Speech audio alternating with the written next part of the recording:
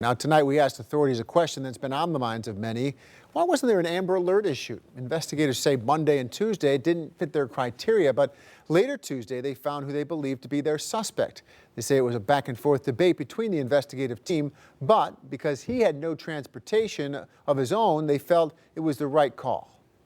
We felt because we had the information off the hunting trail cams that if we did do an Amber Alert, we would have a lot of side noise and be chasing down things. We wanted to concentrate on Reyes with hopes that he would tell us what had happened.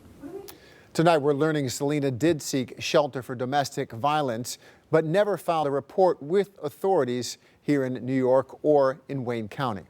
Now, the Workers' Center of Central New York, an organization for equal rights of farm workers, is weighing in on Selena's situation tonight, saying we see her death as linked to the precarious, isolated and vulnerable living conditions of immigrant women working in rural areas, living with limited resources, little to no access to transportation, and persecuted by state agents.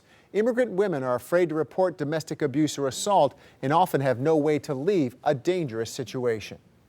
We're also learning more about Alberto Reyes. He's from Mexico. He's 25 years old. Right now, authorities are working to get his criminal history. They're in contact with the Mexican consulate that's looking into his past. Reyes is not admitted to the crime, but admitted to burying her body. He's being held on $50,000 cash in Wayne County. Our team coverage continues now. Stephanie Stanovich digging deeper into who Reyes is. For days now, authorities have been focused on this farm in Sodus, Wayne County. Now, investigators are focused on a prime suspect. We have a young 18-year-old mother with a 14-month infant, and it's beyond my realm of reasoning why someone would be killed and while a small infant is still missing. The biological father of Selena Hidalgo Calderon's son, Owen, is still in Guatemala. Deputies say investigators have been in contact with him, making him aware his son is missing. They say suspect Alberto Reyes is keeping quiet. All he said is that he removed the body from the home, that he took it to the wooded area behind the home, and he buried the body. Although he has not confessed to killing Hidalgo Calderon, deputies are eager to get his criminal background, if he has one, from Mexico. All we know is that he was a farm worker. We have been in contact with advocates who are going to be in contact with the Mexican consulate.